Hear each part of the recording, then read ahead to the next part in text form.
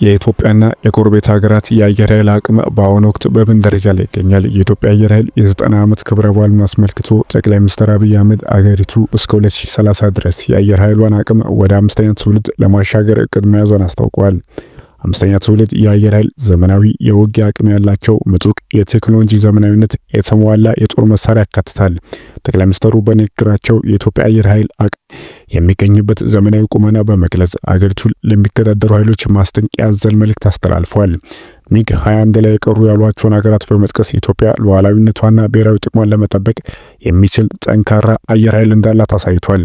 በቀጣይ 5 ዓመታት ኢትዮጵያ ከአራተኛ ትውልድ ወደ አምስተኛ ትውልድ በመሳሪያና በሰው ኃይል ሙሉ ሽግግር እንደምታደርግ ተገልጿል። በዚህ መሰረት በአፍሪካ ቀንድ ውስጥ ያለው የደህንነት ሁኔታ የኢትዮጵያ አየር ኃይል ትኩረት የበለጠ እንዲያስፈልግ አድርጓል። ታዲያ ኢትዮጵያና ጎረቤቶቿ ያሏቸው የአየር ኃይል አቅም በተግባር እንዴት ይነጻጸራል? ይህ ዘገባ ይፋዊ ዓለም አቀፍ መረጃ መሰረት አድርጎ ዝርዝሩን ይዳስሳል። እስከ ፍጻሜው አብራችሁን ቆዩ። 145 ሀገራት በአጠቃላይ ወታደራዊ አቅማቸውን ያነጻጸረው ግሎባል ፋየር ፓወር የአፍሪካ ቀንድ ሀገራት አየር ኃይል አቅም ባላቸው መሳሪያና ዝግጁነት አወዳድሯል። በ2026 የተከለሰ መረጃ መሰረት በማድረግ የአየር ኃይልና የባህር ኃይል ጨምሮ አካቶ አጠቃላይ ወታደራዊ አቅም ተለክቷል። አሜሪካ፣ ሩሲያና ቻይና፣ ደቡብ ኮሪያ በወታደራዊ አቅም ከ1 እስከ 5 ያለውን ደረጃ ይዟል። ወደ አፍሪካ ቀንድ ስንመጣ በዝርዝሩ ውስጥ ኢትዮጵያ፣ ኤርትራ፣ ሶማሌ፣ ሱዳን፣ ኬንያና ደቡብ ሱዳን ተካቷል። የአየር ኃይሎች ጥንካሬ እንዲሁም የመሳሪያ ክምችትና ዝግጁነት ለማነጻጸር 9 ዝርዝሮች ቀርበዋል። ከነዚህ መካከል አጠቃላይ የአውሮፕላን ብዛት፣ ተዋጊዎችና የተዋጊዎች አይነት ታይፕ ይጠቀሳሉ።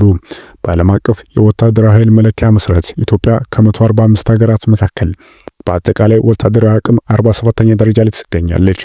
ግሎባል ፋየር ፓወር በሚሰጠው የኃይል መመዘኛ ፓወር ኢንዴክስ ላይ ለኢትዮጵያ 0.8525 ነጥብ ተሰጥቷል። እጅግ በጣም ጠንካራ ተደርጎ የሚወሰደው ነጥብ 0.00 ሲሆን በዝርዝሩ በአንደኛ የተቀመጠችው አሜሪካ እንደ መነጻጸር ብንወስድ የተሰጠው ነጥብ 0.0741 ነው። ኢትዮጵያ ቀደም ሲል ከነበረችበት ደረጃ ከፍ ብላ መገኘት ተመልክቷል። በአሁኑ ወቅት ያላት አጠቃላይ የአየር መሳሪያ ብዛት 104 አውሮፕላኖች ሲሆኑ ከ145 ሀገራት መካከል 66ኛ ደረጃ ላይ ትገኛለች። ግሎባል ፋየር ፓወር የአየር ኃይል አቅም በመመዘን የሰራዊት ዝግጁነት፣ የመሳሪያ ዘመናዊነትና የመሳሪያ እድሳት ያካትታል። ይህም ከአሜሪካ አየር ኃይል 75% አማካኝ መደብ ነጥብ አንጻር ይመዝናል። ኢትዮጵያ ያላት የአየር ኃይል መሳሪያ አቅም በዝርዝር ብንመለከት ተዋጊ አውሮፕላኖች 25 ሲሆኑ ከአጠቃላይ አቅሟ 24% ይሸፍናል። ዝግጁነታቸው 15 ሲሆን በዚህም ዘርፍ ኢትዮጵያ 46ኛ ደረጃ ላይ ትገኛለች። ጥቃት ፈጻሚ አውሮፕላኖች ግን አሁንም የሉም። የመጓጓዣና የሌሎች የአየር መሳሪያዎች 9 ሲሆኑ 8.7% ይይዛሉ። ዝግጁነታቸው 5 ሲሆን ኢትዮጵያ 42ኛ ደረጃ ላይ ትገኛለች። የተዋጊዎች ማሰልጠኛ አውሮፕላኖች 34 ሲሆኑ 32.7% ይሸፍናሉ። ዝግጁነታቸው 20 ሲሆን 48ኛ ደረጃ ላይ ትገኛለች። ልዩ ተልዕኮ የሚፈጽሙ አውሮፕላኖች፣ ነዳጅ ጫኝ አውሮፕላኖች በአሁኑ ወቅት አልተመዘገቡም። በሄሊኮፕተሮች ዘርፍ ኢትዮጵያ 33 ሄሊኮፕተሮች አሏት። ይህም 31.7% ይሸፍናሉ። ዝግጁነታቸው 20 ሲሆን 67ኛ ደረጃ ላይ ትገኛለች። ጥቃት የሚፈጽሙ ሄሊኮፕተሮች 7 ሲሆኑ 6.7% ይሸፍናሉ። ዝግጁነታቸው 4 ሲሆን ኢትዮጵያ 38ኛ ደረጃ ላይ ትገኛለች። ይህ መረጃ የሚያመለክተው ኢትዮጵያ በአየር ኃይል አቅም ላይ ቀጣይ ማሻሻያ እያደረገች መሆኑን ያሳያል። ከኢትዮጵያ የአየር ኃይል ወደ ኤርትራ አየር ኃይል አቅም ስንመለስ በግሎባል ፋየር ፓወር የወታደራዊ መመዘኛ መሰረት ኤርትራ 145 ሀገራት መካከል 119ኛ ደረጃ ላይ ትገኛለች። በፓወር ኢንዴክስ መመዘኛ ለኤርትራ 2.6841 ነጥብ ተሰጥቷል። ይህም ቀደም ሲል ከነበረችበት ደረጃ ከፍ ማለቱን ያመለክታል። በአጠቃላይ ኤርትራ ያላት የአየር መሳሪያ ብዛት 20 አውሮፕላኖች ብቻ ነው። የዝግጁነት መጠን 7 ሲሆኑ በዚህ መሰረት 97ኛ ደረጃ ላይ ትገኛለች። ተዋጊ አውሮፕላኖች ቁጥር 1 ብቻ ሲሆን ከአጠቃላይ አቅሟ 5% ይሸፍናል። ዝግጁነታቸው ግን 0 ነው። በዚህም 63ኛ ደረጃ ላይ ትገኛለች። ጥቃት ፈጻሚ አውሮፕላኖች በኤርትራ አየር ኃይል ውስጥ አልተመዘገቡም። የመጓጓዣና ሌሎች የአየር መሳሪያዎች 5 ሲሆኑ ከአጠቃላይ አቅሟ 25% ይይዛል። ዝግጁነታቸው 2 ሲሆን ኤርትራ በዚህ ዘርፍ 46ኛ ደረጃ ላይ ትገኛለች። የተዋጊ ማሰልጠኛ አውሮፕላኖች ደግሞ 1 ብቻ ሲሆኑ ዝግጁነታቸው 0 ነው። በዚህም 76ኛ ደረጃ ላይ ትገኛለች። ልዩ ተልዕኮ የሚፈጽሙ አውሮፕላኖች፣ ነዳጅ ጫኝ አውሮፕላኖች በኤርትራ አየር ኃይል ውስጥ አልተመዘገቡም። በሄሊኮፕተሮች ዘርፍ ኤርትራ 13 ሄሊኮፕተሮች አሏት። ይህም ከአጠቃላይ አቅሟ 65% ይሸፍናል። ዝግጁነታቸው 5 ሲሆን 83ኛ ደረጃ ላይ ትገኛለች። ጥቃት የሚፈጽሙ ሄሊኮፕተሮቿ 6 ሲሆኑ 30 በመቶ ይሸፍናል። ዝግጁነታቸው 2 ሲሆን በዚህም ዘርፍ 39ኛ ደረጃ ላይ ትገኛለች። በአጠቃላይ መረጃ የሚያመለክተው የኤርትራ የአየር ኃይል በቁጥር ውስን፣ በዘመናዊነት በዝግጁነት የተገደበ መሆኑን ያሳያል። በቀጣይ ወደ ሶማሌ የአየር ኃይል አቅም ስንሄድ በግሎባል ፋየር ፓወር የወታደራዊ ኃይል መመዘኛ መሰረት ሶማሌ 145 ሀገራት መካከል 137ኛ ደረጃ ላይ ትገኛለች። በፓወር ኢንዴክስ መመዘኛ ለሶማሌ 3.7393 ነጥብ ተሰጥቷል። ይህም በአጠቃላይ ዝቅተኛ የወታደር አቅም ያመለክታል። የግሎባል ፋየር ፓወር መረጃ መሰረት ሶማሌ ቀደም ሲል ከነበረችበት ደረጃ በትንሽ ከፍ ማለት ተመላክቷል።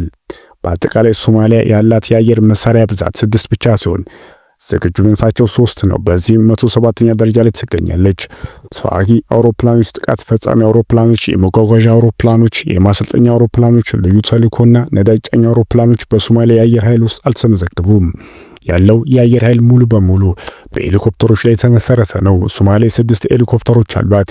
ይህም 100% የአየር ኃይሏን ይወክላል። ዝግጁነታቸው 3 ይሆን። በዚህም ዘርፍ 9ኛ ደረጃ ላይ ትገኛለች። ጥቃት የሚፈጽሙ ሄሊኮፕተሮች በሶማሌ የአየር ኃይል ውስጥ አልተመዘገቡም። በአጠቃላይ መረጃ የሚያመለክተው ሶማሌ በአየር ኃይል ዘርፍ እጅግ ዝቅተኛ አቅም ላይ መገኘቷ ነው። በቀጣይ ወደ ሱዳን የአየር ኃይል አቅም ስናመራ በግሎባል ፋየር ፓወር የወታደራዊ ኃይል ማመዘኛ መሰረት ሱዳን ከ145 ሀገራት መካከል 66ኛ ደረጃ ላይ ትገኛለች።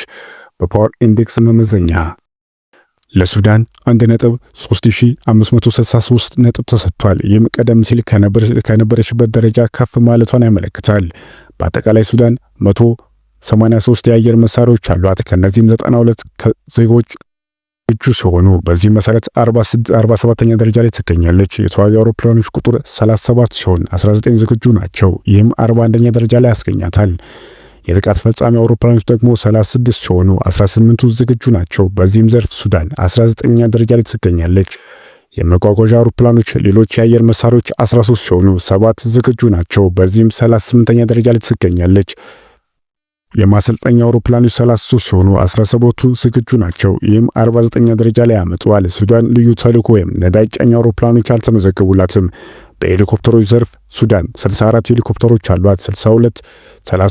32ቱ ዝግጁ ሲሆኑ 50ኛ ደረጃ ላይ ትገኛለች። ከነዚህ መካከል 35 ጥቃት ፈጻሚ ሄሊኮፕተሮች ሲሆኑ 18 ዝግጁ ናቸው። በዚህም 19ኛ ደረጃ ላይ ትገኛለች።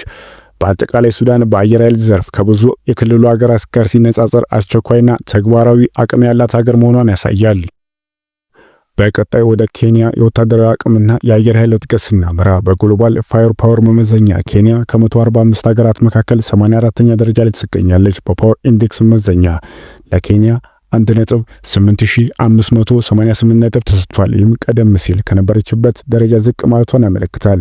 በአጠቃላይ ኬንያ 154 የአየር መሳሪያዎች አሏት። ከነዚህም 85 ዝግጁ ሲሆኑ በዚህ መሰረት 55ኛ ደረጃ ላይ ትገኛለች። የተዋጊ አውሮፕላኖች 17 ሲሆኑ 9 ብቻ ዝግጁ ናቸው። ይህም 50ኛ ደረጃ ላይ ያስገኛታል። ኬንያ የጥቃት ፈጻሚ የተወሰኑ አውሮፕላኖች አልተመዘገቡላትም። በመጓጓዣና በሌሎች የአየር መሳሪያዎች ዘርፍ 21 አውሮፕላኖች አሏት። 12ቱ ዝግጁ ሲሆኑ በዚህም ዘርፍ 31ኛ ደረጃ ላይ ትገኛለች። የማሰልጠኛ አውሮፕላኖቿ 30 ሲሆኑ 17ቱ ዝግጁ ናቸው። በዚህም 51ኛ ደረጃ ላይ ተይዞላታል። በልዩ ተልዕኮ አውሮፕላኖች ኬንያ 2 አላት።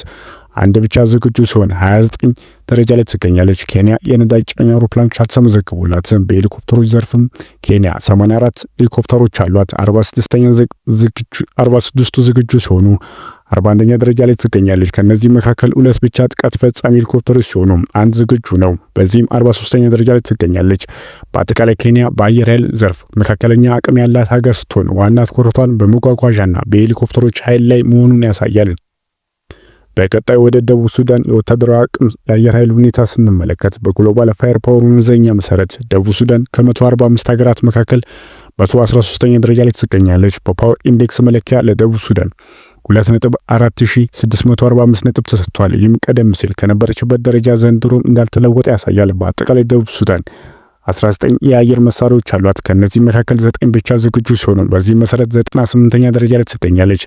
ሀገሪቱ ተዋጊ አውሮፕላኖች አልተመዘገቡላትም። እንዲሁም የጥቃት ፈጻሚ አውሮፕላኖች የሏትም። በመጓጓዣና በሌሎች የአየር መሳሪያዎች ዘርፍ 4 አውሮፕላኖች አሏት። 2ቱ ዝግጁ ሲሆኑ በዚህም ዘርፍ 47ኛ ደረጃ ላይ ትገኛለች። ደቡብ ሱዳን የማሰልጠኛ የልዩ ተልዕኮና የነዳጅ ጫኝ አውሮፕላኖች አልተመዘገቡላትም። በሄሊኮፕተሮች ዘርፍ 15 ሄሊኮፕተሮች አሏት። 7ቱ ዝግጁ ሲሆኑ 81ኛ ደረጃ ላይ ትገኛለች። ከነዚህም መካከል 6ቱ ጥቃት ፈጻሚ ሄሊኮፕተሮች ሲሆኑ 3 ብቻ ዝግጁ ናቸው። በዚህም 39ኛ ደረጃ ላይ ትገኛለች። በአጠቃላይ ደቡብ ሱዳን በአየር ኃይል በብዛት ያልሆነ ነገር ግን በሄሊኮፕተር ኃይል ላይ የተመሰረተ አቅም እንዳላት ያሳያል።